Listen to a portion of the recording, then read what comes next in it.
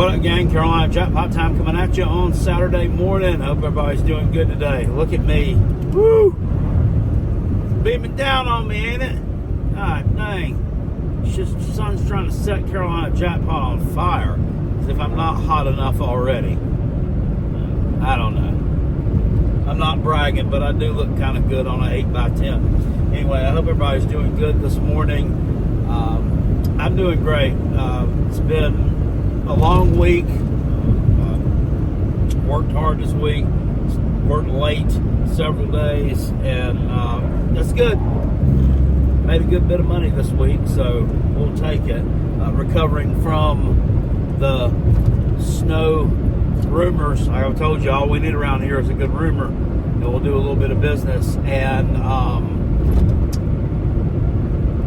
just the general things that we had that were on sale in some of the stores I work. So that's all good. I also had to send the Callaway's College Football Bowl Pick'em Challenge money away. I took care of that. Was that yesterday or the day before? I think it was yesterday.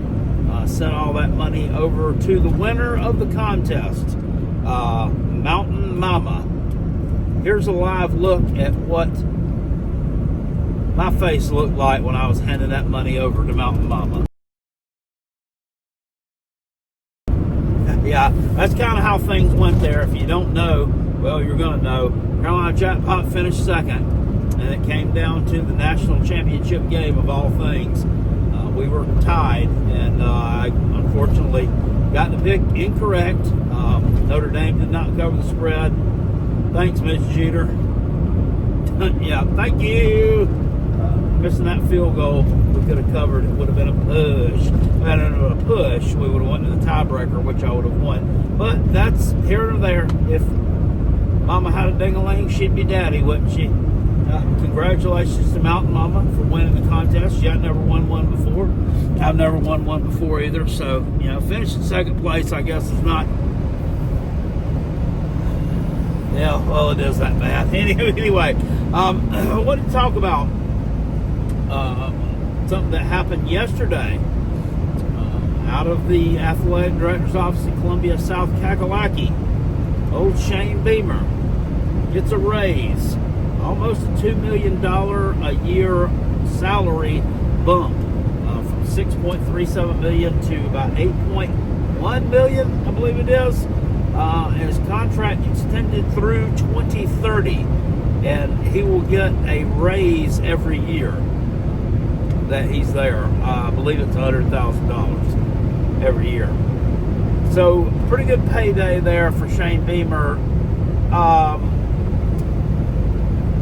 It still does not. He's still in the lower middle portion of SEC coach salaries right now.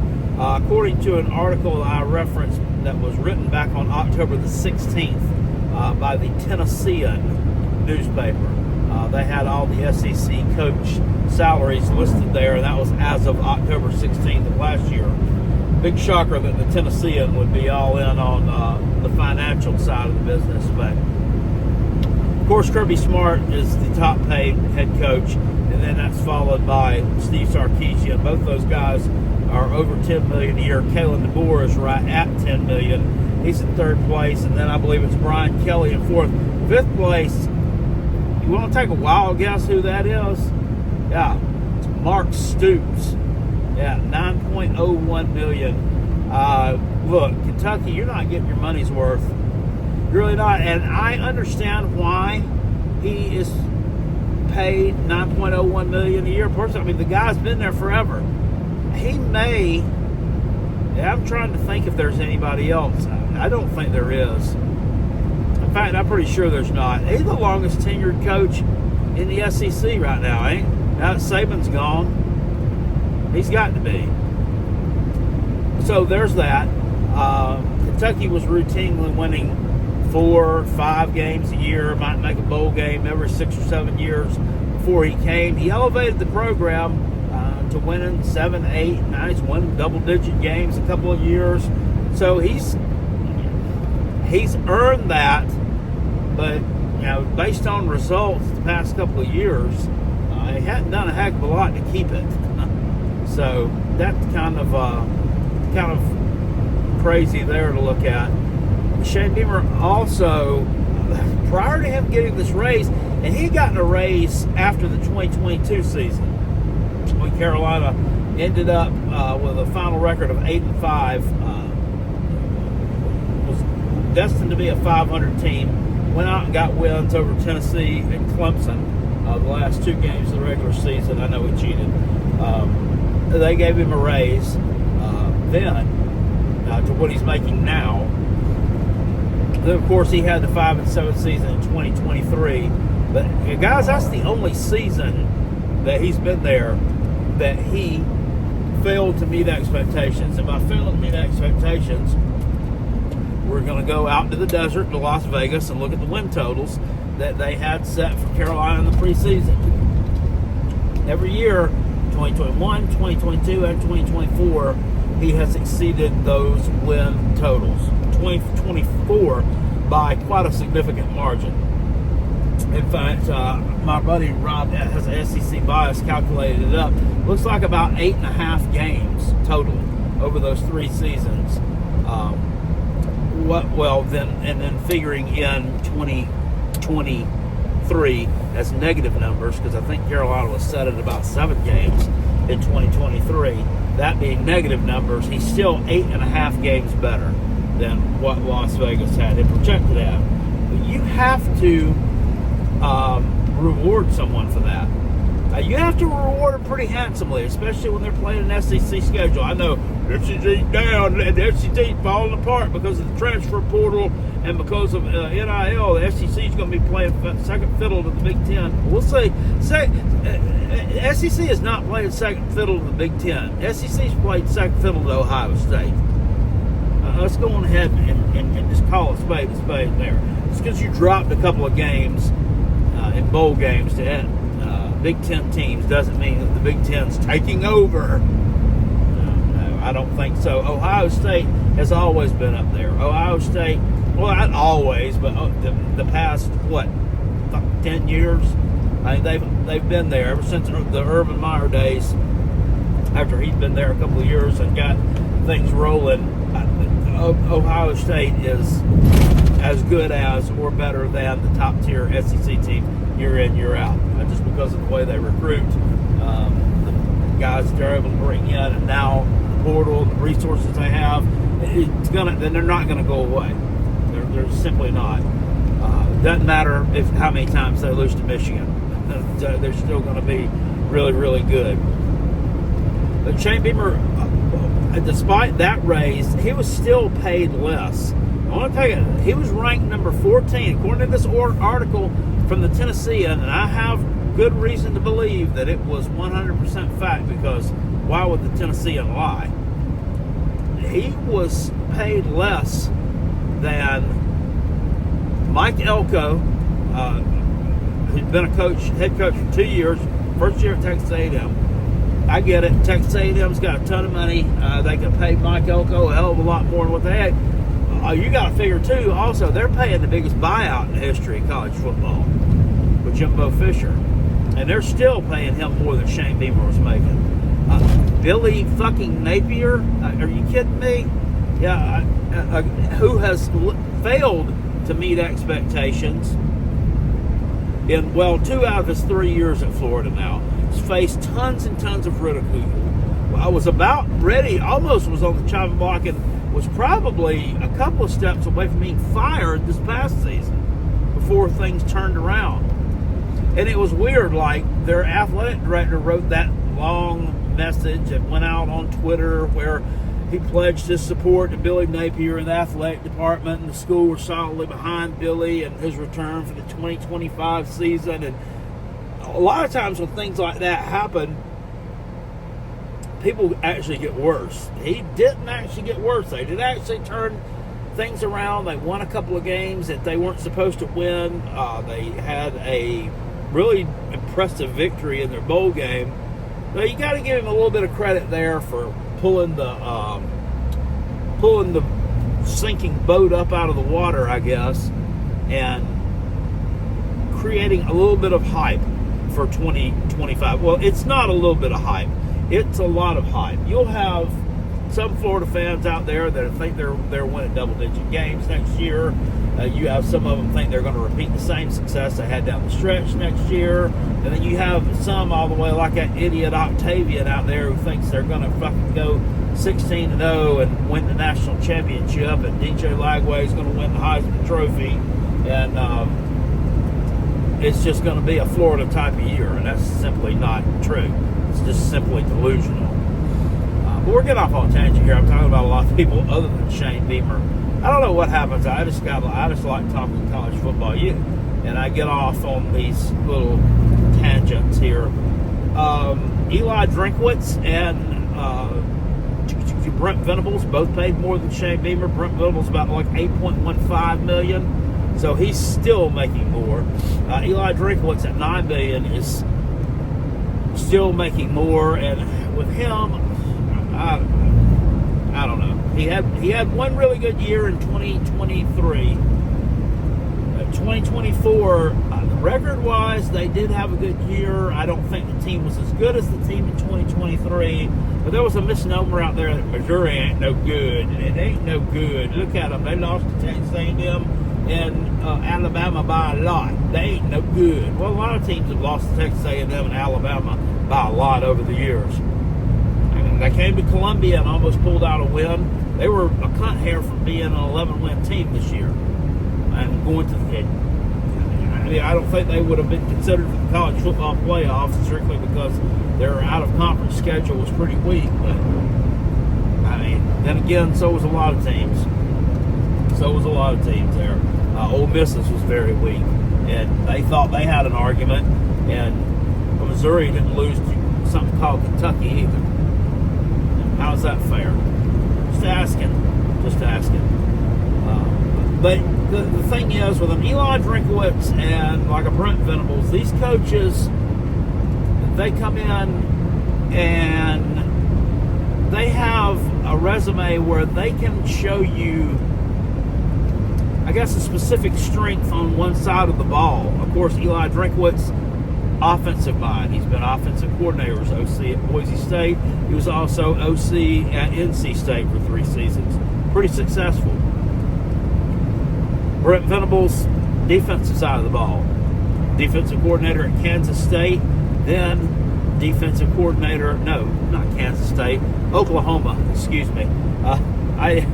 Kansas State is where he's a Kansas State alum. Then, of course, long storied career as DC at Clemson. We don't need to get into all that. He had some really good teams there. That's all I'm going to say about that. So they have specialties on those sides of the ball. I can kind of get that. I can kind of get Josh Heupel getting paid more too. Josh Heupel got a really brilliant offensive mind. He's done some great things. He's innovative offenses. Yada yada yada. Tennessee probably it's more money than South Carolina does. You got a larger alumni base. You're getting more money from the boosters. It's just the way that it is. It's a bigger state, population-wise. It's just how things are there. Sam Pittman was being paid more than Shane Beamer. I don't get that. Now, he's not anymore. And of course, for that record, neither is Billy Napier at this point. So Shane's moved ahead of both of them. Lane Kiffin makes more than Shane Beamer does. It's a little over $9 billion, and that's another one. I guess I can kind of get that too, with the offensive mind type thing. Now, if Lane Kiffin weren't such a douchebag in terms of on social media and just the way he acts in general, I mean, he'd probably be pretty likable because his teams are fun to watch, and he does some things that are pretty innovative that not a lot of people have really thought of before him. So I give him all the credit in the world for that. It's just the personality, it's the arrogant attitude, it's the dirty, underhanded, kind of nature boy, Ric Flair-esque type of cheating. Not cheating, I don't want to say cheating, because we're not.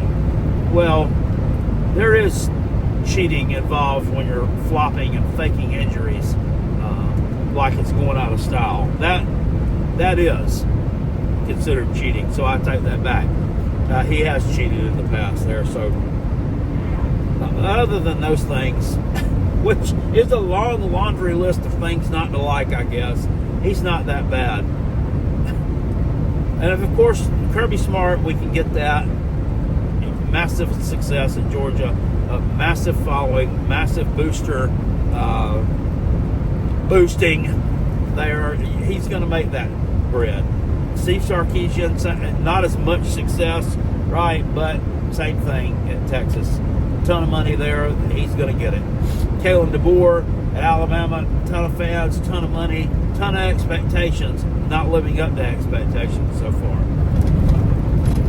But the thing I want to get to here, and the point I'm trying to make is, we have idiots like my podcast partner Rob Sanders who think that, or they're trying to gaslight me into saying that this is not wasn't a smart move to give Shane Beamer a raise because he's cried in press conferences and because Rob thinks that he's a bitch. Well, here's the thing, and he also compares giving Shane Beamer a raise to South Carolina giving Will Muschamp a raise and a contract extension after the 2017 season. If you're not familiar with that, the season in which South Carolina won their bowl game over Michigan in the Outback Bowl, I think it was, and finished up 9-4. Now, it was a season with those wins. It was heavily papered, if you know what I mean. There were a couple of wins there over some really bad teams. There was a couple of wins by not a lot of points over some really bad teams, and it was kind of a phony 9-4. But it was still a 9-4. So at the time, I didn't have a problem with them giving Muschamp a contract extension. Okay, I mean, that's what you do when guys win. And that's the thing that Rob Sanders here doesn't seem to grasp. That's commonplace when people are winning. You reward them for winning. The athletic director doesn't have a fucking crystal ball to know that Will Muschamp's going to go 4-8 next year. I mean, you can't sit there and tell a Will Muschamp, well, let's see how you do next year, and then we'll talk. No, these guys, I mean, this is back in 2017, early 2018, and it's even more so now. These guys want some validation now. I mean, this is not, we're in the age of give me some results now. And when you get those results, pay those people. I'm all for it. It should be that way. I mean, how many times have we heard like stories from our parents or our grandparents or whatever talk about years and years of toiling away and working in the mill or working the farm or driving a truck or whatever, working construction, whatever they've done, okay? And never getting ahead and making the same pay every year and barely getting raises and just getting used to that old shitty lifestyle because that's all they were used to and that's all they knew they were ever going to get. Well, now these people have broke the mold and there's a fair market value for these coaches who are winning ball games, and they know that. So giving Will Muschamp a contract extension back in 2017 was no more dumb than giving Shane Beamer a contract extension today is. They're winning. So fair market value commands that they get a raise. And yes, you can go out and get another coach. If they decide to leave you and go somewhere else because you won't pay them. But, I mean, does that set a real good precedent? I mean, does that show real good for your athletic department? Does that show real good for the overall health of your athletic department, health of your football program, and just health of the total mindset there if they're not willing to pay you for winning? I mean, it's not like the guy just went out and won 6 games and then we won 7 games with a bowl game. That's not what happened. They were 9-3, should have been 10-2. One of the games was stolen from them. Everybody knows that. Should have been in the college football playoff. Weren't. We get that. I mean, he's brought in, he's used the transfer portal the right way. Every year he's brought in one, I would say, pretty big name, a splash name, a bigger name, and along with one or more names that nobody really knew anything about that ended up becoming a star. You had Spencer Rattler come in after the 21 season, okay? Big name. And he ended up doing some pretty big things here. Then you brought in Juice Wells. Nobody knew who the fuck Juice Wells was before he came to South Carolina. Juice Wells became a made man at South Carolina. Make no mistake about it. And whatever kind of success he had this year at Ole Miss, he became a made man at South Carolina. He didn't become a made man at James Madison, and he weren't going to. He brings in a Rocket Sanders. That's kind of a big name, despite the fact he'd been banged up. He hadn't had the best of 2023 seasons.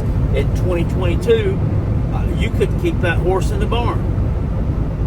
And we got him back to that level, or close to it. But on the flip side, you bring in a Demetrius Knight. He's bringing in a Torricelli Simpkins. Nobody knew who these guys were. He brings in a Kyle Canard to some degree. People knew kind of who he was. But he wasn't Kyle Canard before he came to South Carolina. It had that big breakout year. So if there's other things behind the scenes going on there that command that guy get a little bit more respect in his bank account. And I have no problem with that. And then also, too, somebody on Facebook got in Carolina chatbots yesterday about this one. Well, you wanted him fired 2 games into the season? Yeah, I mean, I'll go on ahead and admit it. If you did, raise your hand. Because a lot more of you'd raise your hand, too. He did something that remedies that kind of stuff. You know what it was? It's called fucking winning. He turned around and started winning ball games. Newsflash, people like you when you're winning. They don't like you so much when you're losing. I mean, jeez. I mean, what was I supposed to do? Sit there and sing the praises because I'm not going to do that. Not going to do it. And I didn't want him fired 2 games into the season. Anyway, now that I go back and think about it, they had a shitty game against Old Dominion. Then they went out the next week against Kentucky. It looked great. All I was wondering was where the heck was that team at week 1?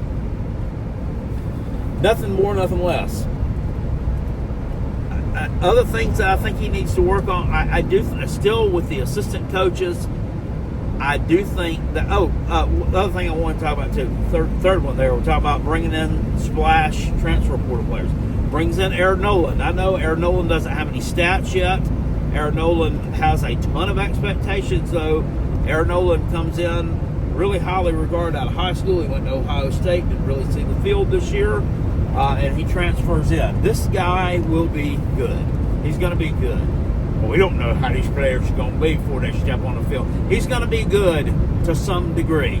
Okay? He's not going to come down here and not be able to throw a fucking forward pass. I know a lot of people are probably wanting that, but that's just not going to happen. That simply is not going to be the case. The guy's going to be a good player. And he's not going to take Lenore Seller's job either. That's not what he's here for either. He might be throwing some touchdown passes to his brother, and he's a left-handed quarterback too. We're going to have us a lefty. I don't know when, I can't remember in South Carolina having a left-handed quarterback. Maybe somebody can say something in the comment section below and joggle my memory, but I can't remember that. So right tackle is going to be a vital position there. But other things I would like to work on, but we'll see who the splash person is that makes a name for themselves though this year coming in. Is it going to be Rashul Faison, the running back that comes in from Utah State? Is it going to be Brandon Cisse, the cornerback from NC State? Is it going to be one of these other quarterbacks, the guy from Ball State, Bowling Green, the lineman we got from there? Is it going to be the kid from Florida State? Who knows? We got a linebacker from Florida State. Just because Florida State went 2-10 doesn't mean that every player on their team was a flaming turd. So we'll see what happens with that.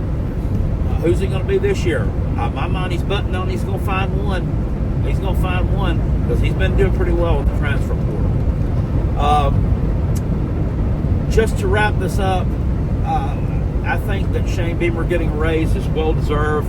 In fact, as I alluded to, I think South Carolina could probably pay him just a little bit more to get him up there right on par with these middle tier coaches in the SEC, because that's what he is right now. He's still a middle tier coach.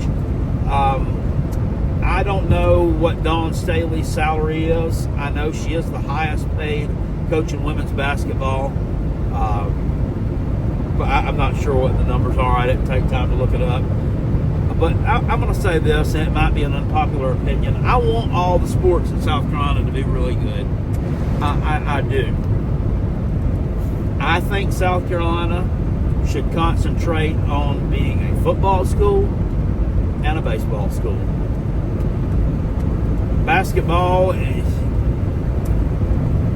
I want to be good at it, but it just seems like things are just always going to be just very inconsistent with that button. It just seems that way. And the women's basketball, look, I like winning the national titles. I like having something we can hang our hat on every year. I love having something that's always going to help us win that Palmetto Trophy or whatever they call the thing with Clemson, because their women's basketball probably might as well fold up. It's just embarrassing at this point. But is there anybody out there who's a true blue, dyed-in-the-wool South Carolina fan that loves college football that wouldn't trade out $1 million or $2 million of her salary just if they had just some no-name coach and won 10 or 12 games every year in the women's basketball department to make sure that the head coach was compensated very well for winning games and running that program? Now, I might be putting the horse in front of the cart a little bit too, or the cart in front of the horse a bit too much here, but I think everybody knows what I'm getting at here. Somebody said once that they would like to see that whole program disbanded if it just meant that we could make the college football playoffs. I'm not saying they're wrong, guys. I ain't saying it's wrong, and hate me if you want for saying that, but and another thing that I would like to see him do, he's got to hit on one of these offensive coordinator hires. The first one with Marcus Saterfield, I kind of give him a pass on that a little bit because he had to go out and hire Marcus Saterfield on really short notice because Mike Bobo up and left him. Took the job in Auburn with really no notice to Shane. So he had to go out and find somebody quick. I mean, spring practice would be approaching soon. That was coming out of, we were still in the pandemic then, and I don't even know. What kind? He knew Marcus Saterfield, but did he get down there for a visit to pick his brain and see what happened, or did they do this over Zoom? I don't know. So I kind of give him a little bit of a pass over that.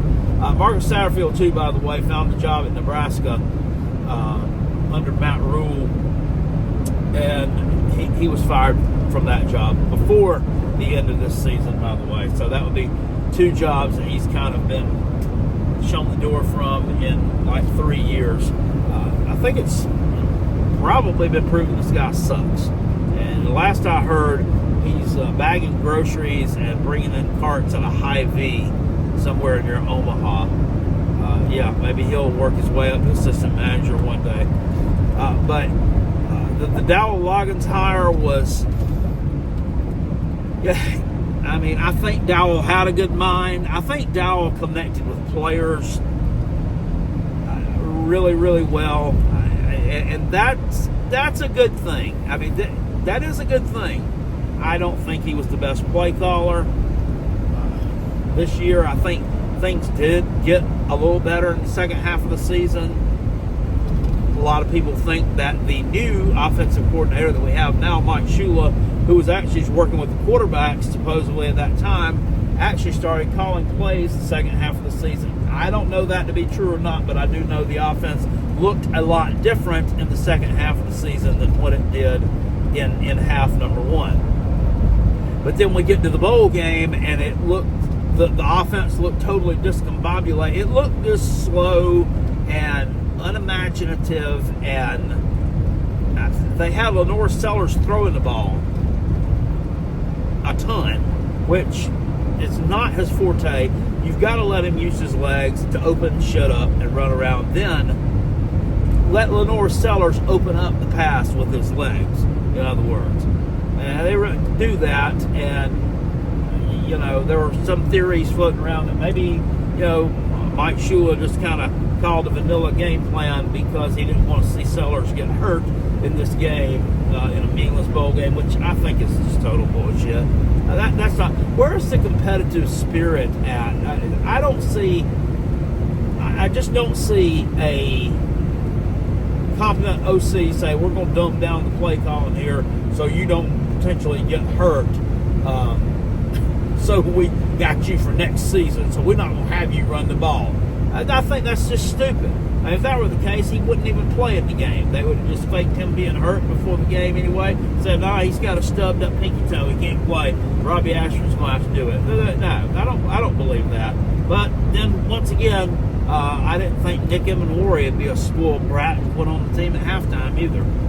That, to me, and that sticks in my craw. I don't like it.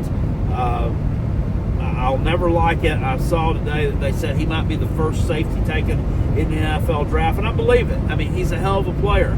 The guy was a fucking beast for us, and virtually came out of nowhere. He was a very light recruited guy out of Irmo, South Kakalaki, that just, it was just one of those local products that they happened to hit on. So, all the credit in the world goes out to him, but I don't like that. I don't like the way that he did that. It was absolute total bullshit. I'll never like that kind of stuff. So that's what I'm saying, that Shane Beamer's got to get a little bit more asshole built up inside himself. Instead of getting frustrated and kind of sometimes lashing out at the media or lashing out at whomever. And we've seen this. Looks like the thing with blaming the hot dog vendor or blaming the referee crew for being out there with the hot dog people and not getting the trick play off to start the second half, to say the shitters and the toilets and the the visitors' locker room at Mizzou wasn't in good shape. That's why we didn't play good out here. Just things like that are silly. Instead of getting your frustrations out like that, get your frustrations out by being a dick. How about that? Just do it. It's real good to get them out. And so a lot of times, look, people who are kind of not really abrasive, but kind of sneaky and underhanded and heelish and asshole-ish in that way actually get ahead. I was talking about Lane Kiffin earlier.